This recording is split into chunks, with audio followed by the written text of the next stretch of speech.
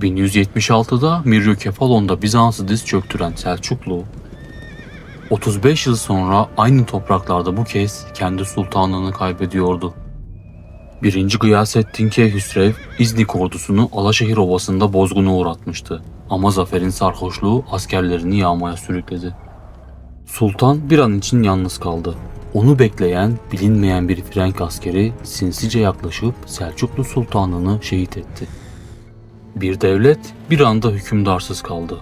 Geriye kalan 31 yaşındaki büyük oğul İzzettin Keykavus'tu. Ama taht ona kansız değil, önce bir iç savaşla teslim edilecekti. 9 yıl sürecek saltanatının sonunda ise Türkiye Selçuklu Devleti, kara sınırlarına sıkışmış bölgesel bir güç olmaktan çıkıp, Karadeniz'den Akdeniz'e uzanan, iki denizi birbirine bağlayan bir ticaret devletine dönüşmüş olacaktı. Bu o dönüşümün hikayesi. Zamanın anılarına hoş geldiniz. Keykavus 6 Kasım 1180'de dünyaya geldi ve çocukluğunun büyük bölümünü babasının sürgün yıllarında onunla birlikte geçirdi.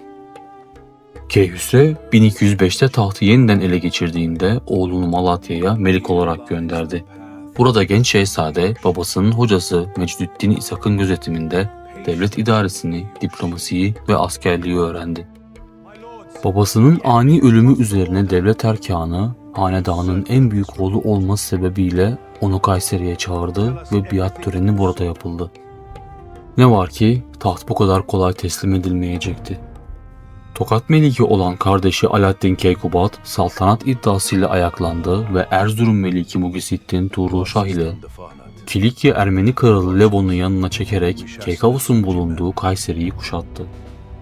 Yeni sultan askerlerinin cesaretini yüksek tutmak için nöbet çaldırırken bir yandan da kuşatmayı diplomasiyle yarmanın yollarını arıyordu.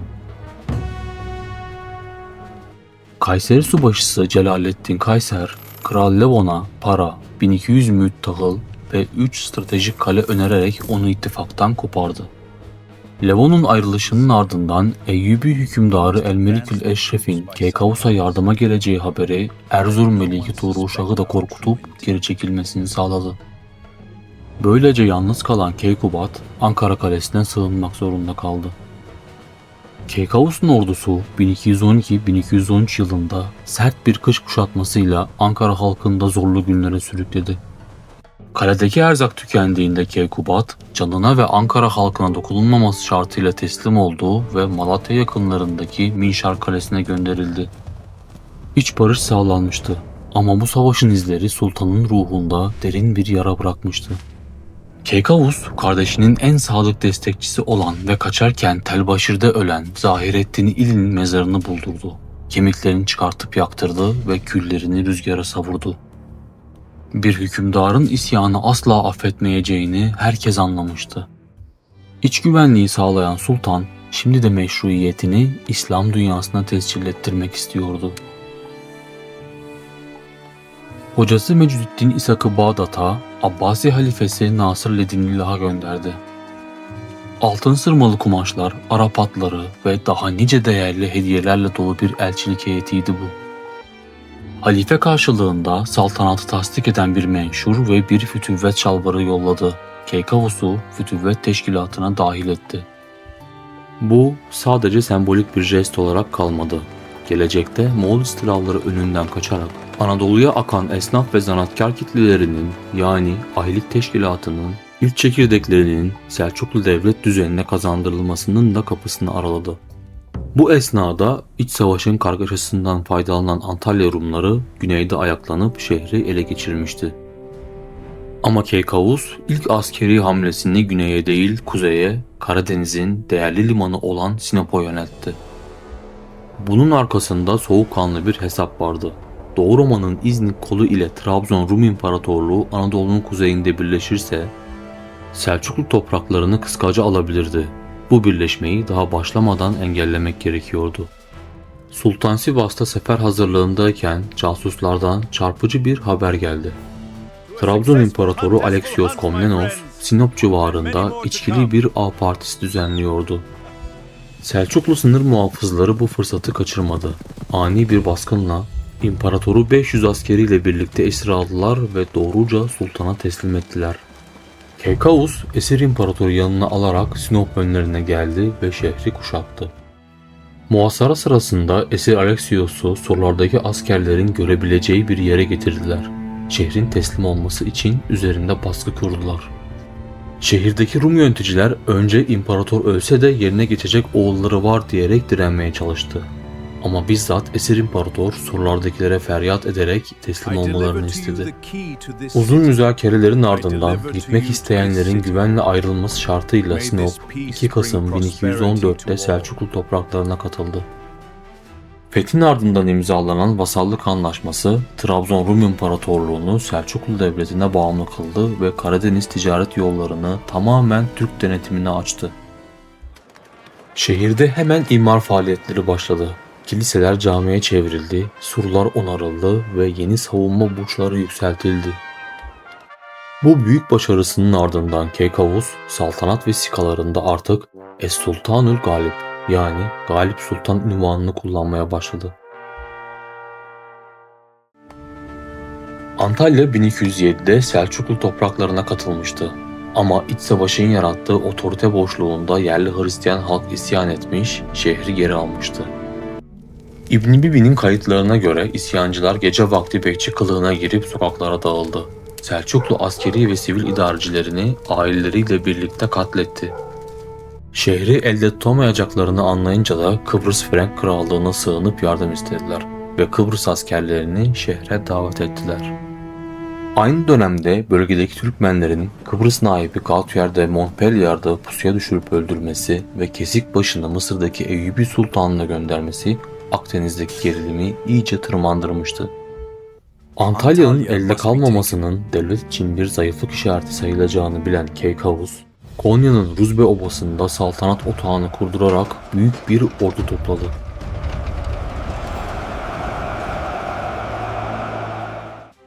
Ok yağmuru ve mancınıklarla desteklenen Selçuklu ordusu 24 Aralık 1215'te Antalya'yı kuşattı. Kıbrıslıların denizden gönderdiği takviyelere rağmen Selçuklu askerleri surları aştı ve 23 Ocak 1216'da Ramazan bayramının ilk günü şehre girdi.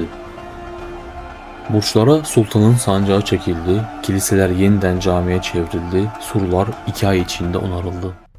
Antalya'nın fethiyle birlikte Keykavus, tarihte ilk kez Sultanül Bahreyn yani iki denizin sultanı unvanını kullandı. Bu unvan bir övünme değildi. Artık gerçekten hem Karadeniz'e hem Akdeniz'e kıyısı olan bir devletin başındaydı. Fetihlerin kalıcı bir ekonomik güce dönüşmesi için Keykavus, Anadolu'yu bir transit ticaret merkezi haline getirecek ikili antlaşmalara öncelik verdi. Kıbrıs Krallığı ve Venedik Cumhuriyeti ile imzalanan ahitnameler, dönemin devletler hukukunun öncü metinleri sayılır. Kıbrıs Kralı Hughes ile 1214-1216 yılları arasında yürütülen diplomatik mektup trafiği, iki ülke arasındaki ticaretin serbestçe yapılmasını güvence altına aldı. Karaya vuran gemilerin malları artık yağmalanmayacak, sahiplerine iade edilecekti. Venedik'le ilişkiler ise babası Keyhüsrev döneminde tanınan imtiyazların onaylanıp yenilenmesiyle sürdürüldü ve gümrük vergisi %2 gibi son derece düşük bir orana sabitlendi. Venedikli tüccarlar tahıl, altın, gümüş ve değerli taş ticaretinde tam muafiyet kazandı. Cinayet davaları dışındaki hukuki anlaşmazlıklarda kendi yargıçlarını seçme hakkına yani kapitülatif ayrıcalıklara sahip oldular. Ölen bir tüccarın malları müsaade edilmiyor, doğrudan varislerine ulaştırılıyordu. Bu maddeler sadece kağıt üzerinde kalan iyi niyet beyanları değildi. Anadolu'yu Mısır'dan Karadeniz'e uzanan ticaret ağının merkezine oturtan gerçek bir devlet stratejisiydi. Bu esnada Kilikya Ermeni kralı Levon'un taht mücadelesindeki sultana muhalif tavrı yetmezmiş gibi Akdeniz ticaretini sekteye uğratan saldırgan politikaları da Selçuklular ile ilişkilerini gerginleştiriyordu. Ermenilerin elindeki bazı sınır kalelerini Hospitalya şövalyelerine devretmek istemesi son damla oldu. Keykavus 1216 sonbaharında Çukurova'nın nemli sıcağından kaçınmak için bilhassa güz mevsiminde büyük bir harekat başlattı. Selçuklu ordusu Çinçin ve Haçin kalelerini yoğun kuşatmalar sonunda ele geçirdi. Keben Kalesi önlerindeki meydan savaşında ise Ermeni ordusu ağır bir bozguna uğratıldı. Başkomutan dahil çok sayıda Ermeni asilzadesi esir düştü. 1218'de imzalanan barışla Kilikya Ermeni Krallığı Selçuklu'ya tabi olmayı, yılda 20.000 altın vergi ödemeyi ve başkent Sis'te sultan adına para bastırıp hutbe okutmayı kabul etti. Sultanın son büyük askeri hamlesi Kuzey Suriye ticaret hatlarını denetim altına almak ve Halep üzerinde söz sahibi olmak içindi. Halep Eyyubi Meliki El-Meliküz Zahir Gazi'nin ölümüyle yerine çocuk yaştaki oğlunun geçmesi Keykavus'a beklediği fırsatı verdi. Sümeysat Eyyubi Meliki El-Melikül Eftal Ali ile gizlice ittifak kuran sultan, 20 gün içinde Elbistan Ovası'nda topladığı orduyla Suriye'ye girdi ve önce Merzban ardından Telbaşir Kalesi'ni fethetti. Ama Telbaşir-i müttefiki Eftal'e değil, kendi emirlerinden Nasreddin'e verince ittifakta ilk çatlaklar belirdi. İhanete uğrayacağını düşünen Eftal, sultanı stratejik önemi olmayan Menbiç Kalesi'ne yönlendirerek oyaladı ve bu sırada Eyyubilerin başka bir kolundan El-Melikül Eşref'ten destek almasını sağladı.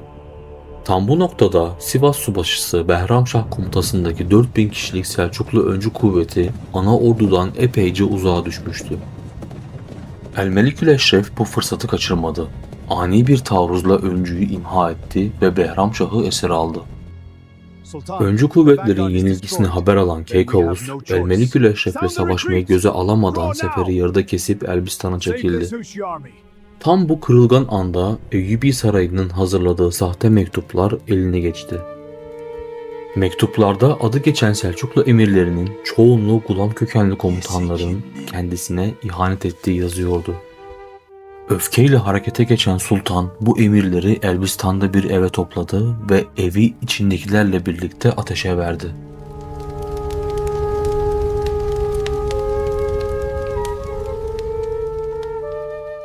Kısa süre sonra mektupların sahte olduğu, büyük bir komploya kurban gittikleri anlaşıldı. Ama artık geri dönüşü yoktu. Derin bir vicdan azabına sürüklenen Keykavus, katledilen emirlerin anısına yakılan evin yerine bir mescit yaptırdı. Halk arasında yıllarca yakılanlar mescidi olarak anılacaktı bu ibadethane.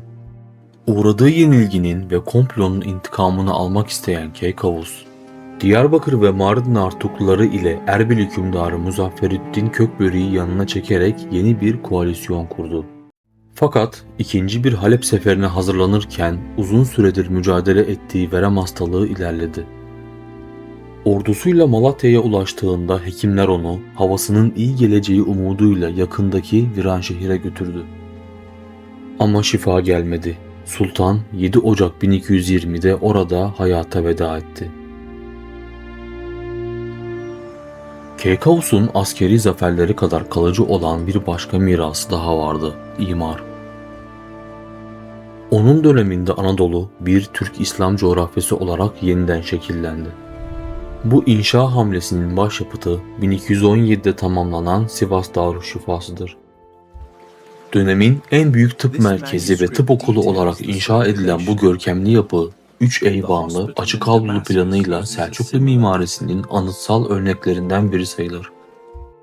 Batı cephesindeki devasa taş kapı, mukarnas bezemeleri, geometrik geçmeler ve kabartma Pars figürleriyle süslüdür. Sultan 1220'de vefat edince yapının güney eyvanı Merentli bir usta tarafından firuze ve patlıcan moru mozaik çinilerle bezenerek onun türbesine dönüştürüldü. Bugün hala Sivas'ta ziyaret edilebilen bu yapı, Anadolu topraklarına kazınmış Selçuklu mührünün ebedi bir nişanesidir. Darüşşifa tek başına değildi. Antalya'yı İç Anadolu'ya bağlayan ticaret güzergahında Evdirhan, Sivas-Malatya yolunda Malatya Hekiman inşa edildi. Afşin'de inanç turizmini ve sınır güvenliğini bir araya getiren Eshab-ı Keyf ribatı, Konya'da Hacı Ferruh ve Ferhuniye mescitleri yükseldi. Her biri fethedilen toprakları kalıcı bir devlet düzenine bağlayan taşlar gibiydi.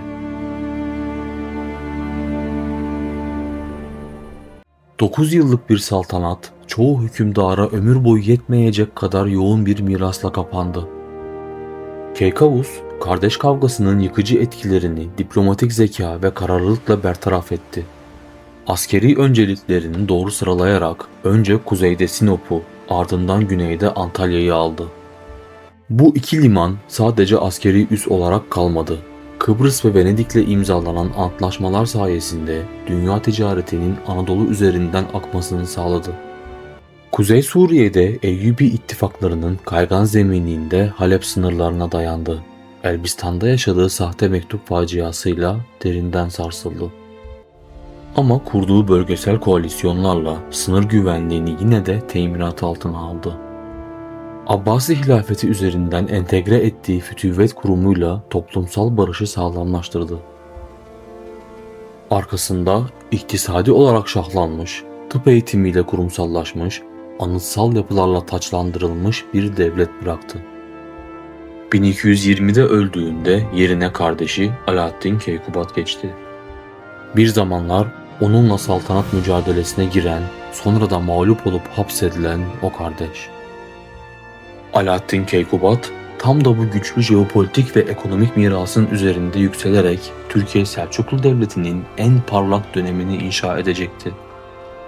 Ama o parlak dönemin temelini Sivas'taki Çinili kabrinde yatan bu sultan, iki denizin efendisi İzzettin Keykavus atmıştı.